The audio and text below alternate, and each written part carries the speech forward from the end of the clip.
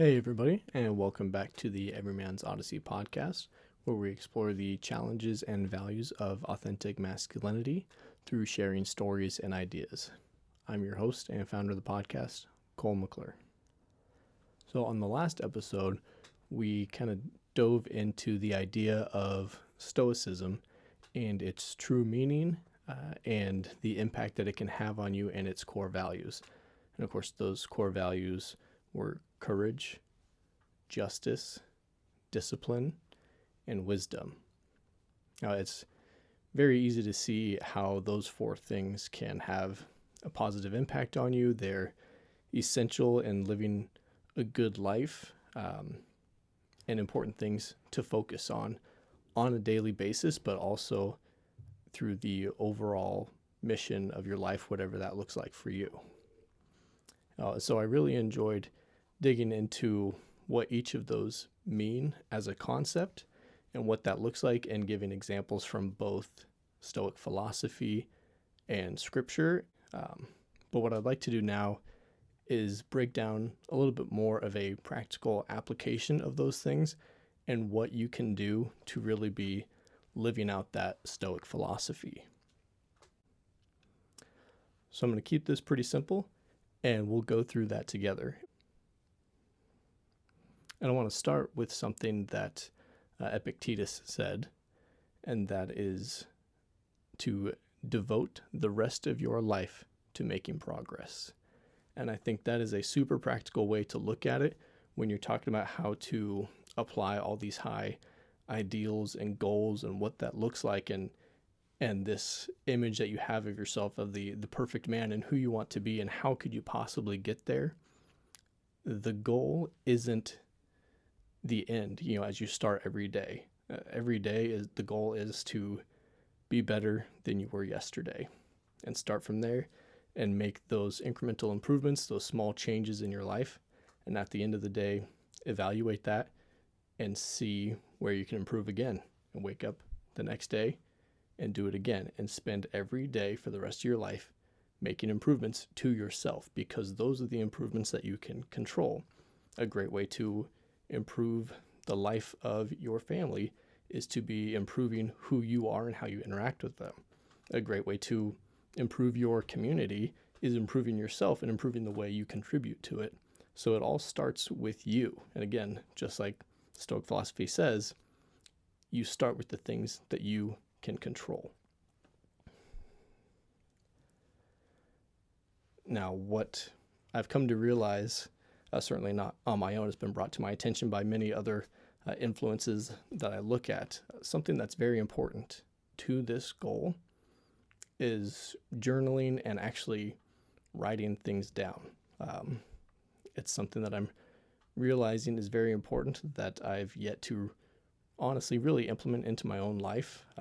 So I'm not speaking from a place of expertise here, but this is something that I think is imperative when you're looking at making improvements every day, is having something in writing to reflect on who you were the day before, or even, at the beginning of this day.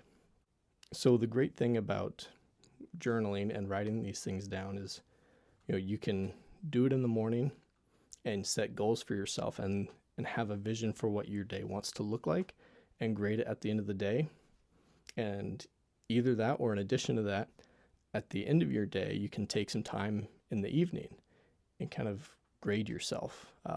Look at all the areas of your life. How did I perform as a brother, as a friend, as a husband, as a coworker, as a leader in my community, as a father? Break down all these things that are important to you and kind of grade yourself, and find the highlights, things that you did well, and make a note of that, because those are things that you don't want to forget.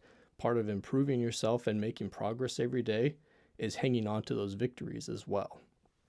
And in addition to that, you need to make some assessments of where you're falling short, and make notes of where you're disappointed with your performance, or where you recognize room for improvement. And when you make a note of that, that's something that you can put into your journal entry for the next day. Okay, today I want to focus on improving this thing, because this is the thing that I didn't do so well yesterday. So now if I'm going to make progress today, I'm going to make it in that area. So if you struggled with patience today, put a reminder in that journal for the next day. Maybe find a quote, find a scripture about patience, and start your day with that in mind, that today I want to be better about being patient with those around me.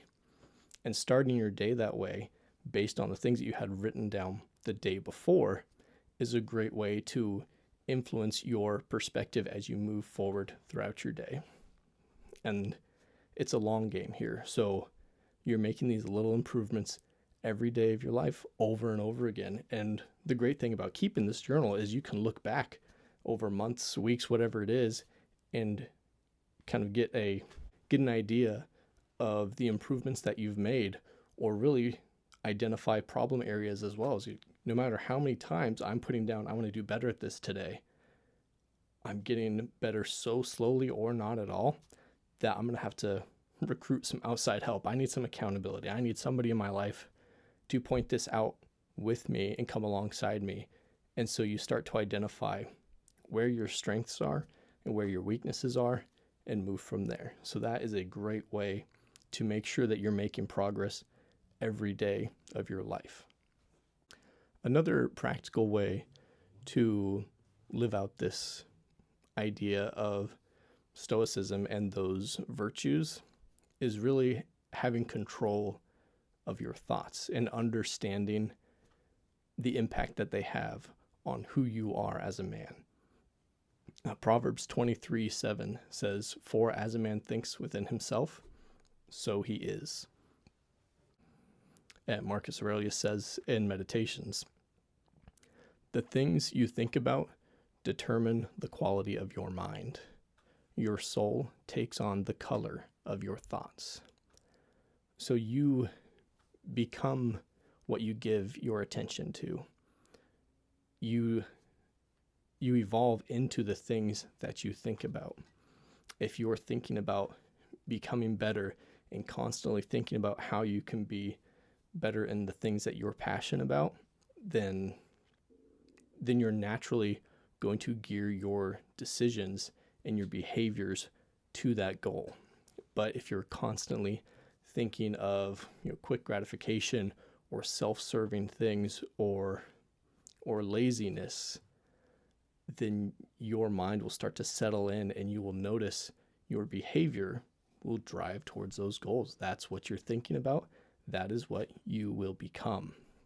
So you need to be very vigilant about where you allow your mind to go and what are the sources and the influences that you allow in your mind to color those thoughts, as it says. So it is a constant, conscious effort to be in charge of your thoughts. Now, everybody's mind wanders from time to time, but you still need to be in charge of where your mind is allowed to wander, and you need to set boundaries. And so this may sound a little silly, but an example that came to my mind is this idea of kind of your brain is on an ankle monitor. There will be areas that you just know your mind is not allowed to wander here. Your mind is not allowed to wander there. Between this time and this time, these are your restrictions. And you have to be strict with your mind because if it goes into these areas, it's going to result in negative action. If you allow your mind to wander here where it shouldn't be, then bad habits are going to develop or old habits are coming back. So you need to be in a position of authority and make sure that your mind stays on the track that you want it to be on and not allow it to go outside of these boundaries that you set for yourself for your own good and for the good of those around you too. So that last example might sound a little crazy, but to me it helped visualize being in control of my mind and where I will allow my thoughts to go, because like it says, it colors my soul. The way that I allow myself to think is the way that I'm going to allow myself to behave. The next thing here about living out this lifestyle of improvement and control over ourselves and contributing to the betterment of ourselves and our communities and those around us is our perspective on obstacles and suffering. And so there is this great Stoic expression that says, what stands in the way becomes the way. And for the longest time, I couldn't really understand what that meant. I know it sounds great. It sounds inspiring, like I'm supposed to really just know what that means. But for a long time, it was just kind of abstract to me. And now I think what it's getting at is that you can see so many things, at least I see it in my personal life and in my work. The people that I contact, I see it in their lives as well. The thing that's standing in your way of progress becomes the catalyst that forces your progress. This sense of hopelessness, or this setback at work or in a relationship, the thing that knocks you down becomes the thing that propels you forward. And that can only happen because of your perspective and your attitude being accepting of suffering, being accepting of setbacks in order to use that as fuel. So if this thing sets you back, that now empowers you to look at the situation, understand the causes and the solutions of that, and that is what gives you more momentum moving forward than you would have had if you had not gone through that setback at all.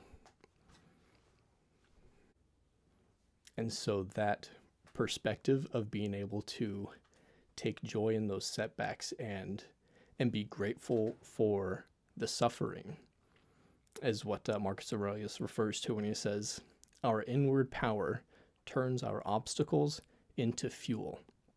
And that's the perspective that you need to have when you're dealing with these things that you feel like maybe they just constantly on a daily basis are beating you down, or you have a major setback in your life and you feel like, how could I recover from this? How can I achieve the things that I'm meant to achieve, or the thing that I've been chasing after for so long after this setback? And you have to flip that and view it as, okay, this is now the rock in my way that I will climb and launch from. And you have to be able to not just accept it, but be grateful for it. That way you have the perspective to see it as a launch pad, as your solution, and move forward from there to greater things than you ever could have reached without the suffering. And so another thing that Marcus Aurelius says in regards to that suffering is, something happens to you, good. It was meant for you by nature, woven into the pattern from the beginning. So this idea of, calamity befalling us, or these terrible things that were unforeseen to us, well, they were only unforeseen to us. But if something happens to you, good. It was meant to happen. Now it has. Move on. And now that is a very difficult thing to act out. And I'm not going to pretend like that's an easy thing to think, because horrible things do happen all the time. And the idea of looking at those things and saying, good, it was always meant to be. I don't necessarily even believe, that everything that happens was meant to happen. Free will exists, and that means that man can make decisions that should not be and do terrible things that have a negative impact on other people. So it's not a good thing that all these bad things happen, and I'm not trying to belittle anybody's suffering. But the power comes from the ability to look at that suffering and approach it with the perspective of accepting that. Like, okay, this is my burden to bear. So be it. It is meant to be, and I will use it for good. And I think that's the important point. Another thing that there's a video on YouTube that I tend to watch frequently, and it's from Jocko Willink, and it's entitled Good.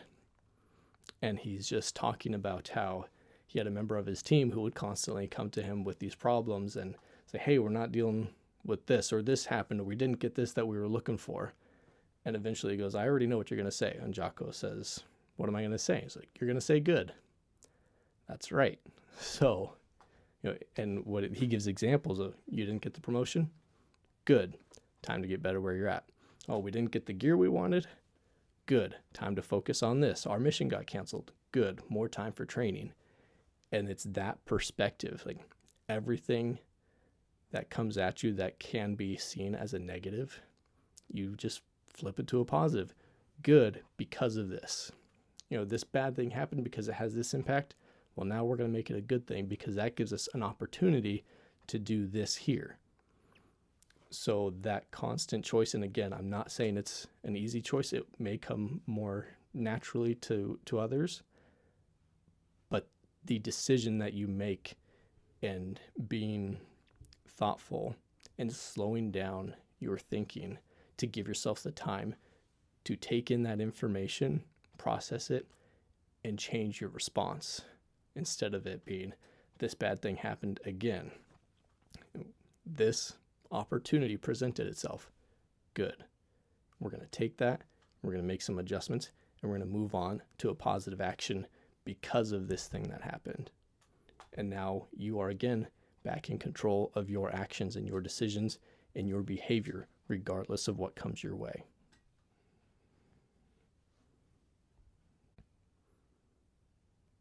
There's a word that I used recently in a shorter video that I started putting out, and honestly, I'm not even sure if it's a real word, but it's intentionality. It's being intentional with everything that you say and do. And that is a true core tenet of Stoic virtues, is because, again, you're in control of the things that you say, do, and feel. So that means that you are intentional and you are choosing the way that you express all of those thoughts and emotions.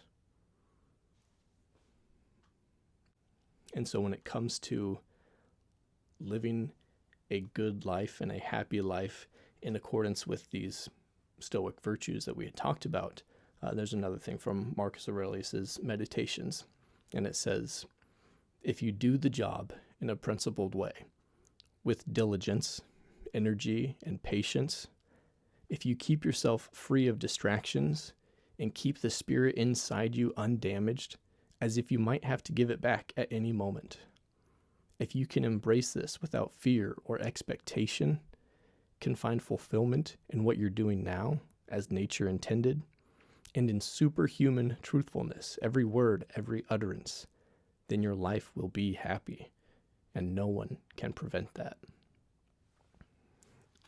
And just to step back in that first half there, I love this idea that he says, keep the spirit inside you undamaged, as if you might have to give it back at any moment. I think the humility in that statement and recognizing that even your very soul is not yours alone. At any moment, it can be called upon, especially in my faith. At any moment, if God calls me to action or requires something of me, I should be keeping my heart in a condition that it is useful to that calling.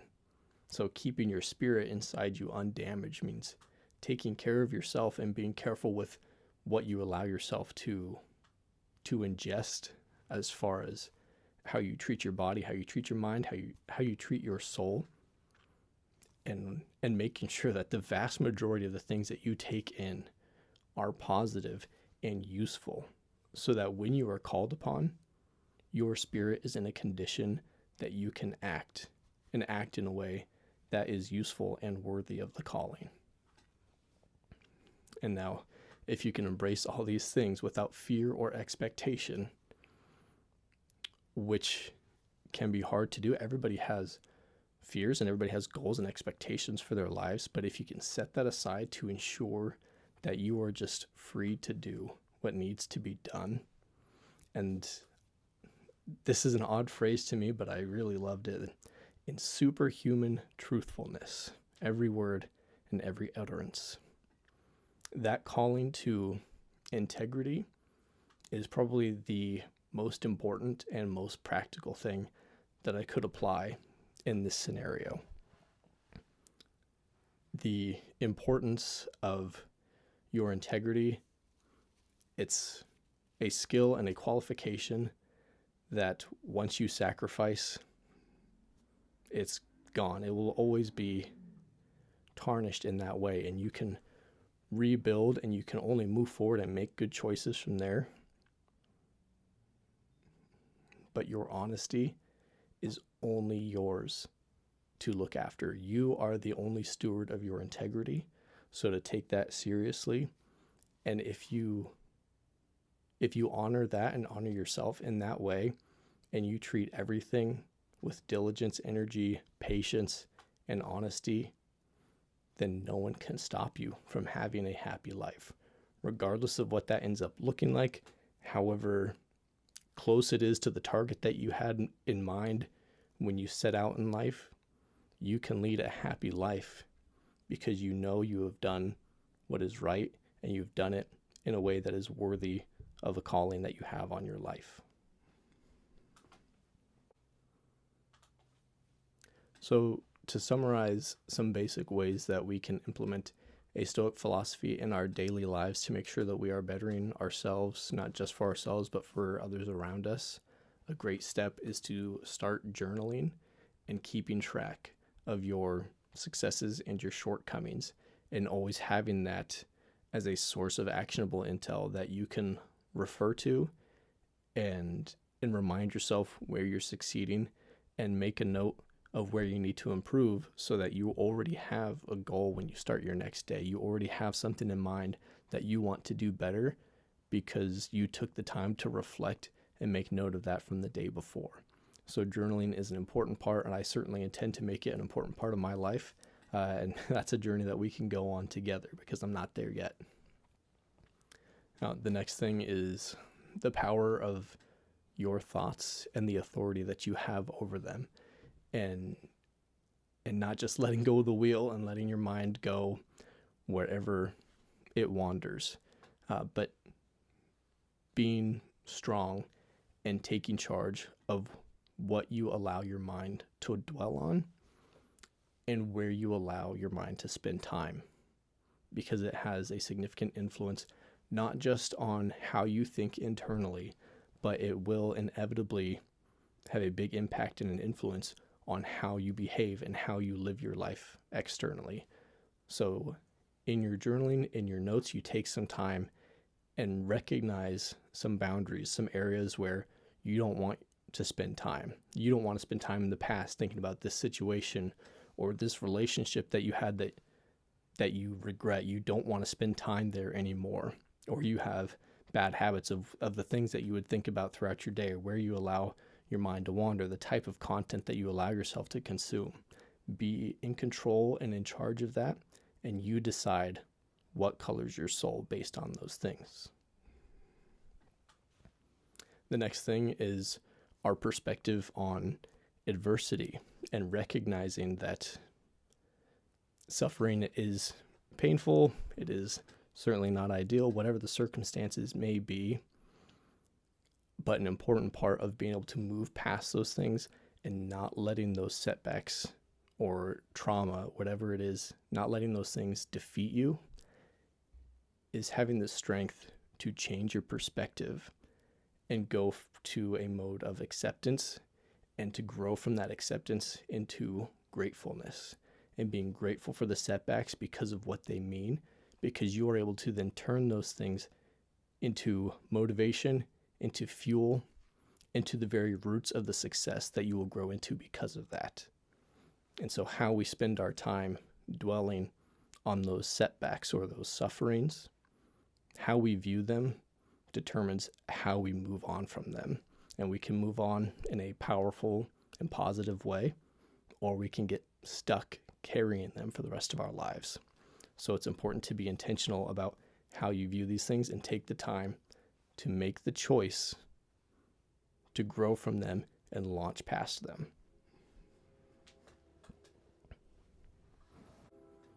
And this last thing is the dedication that we have to our core principles.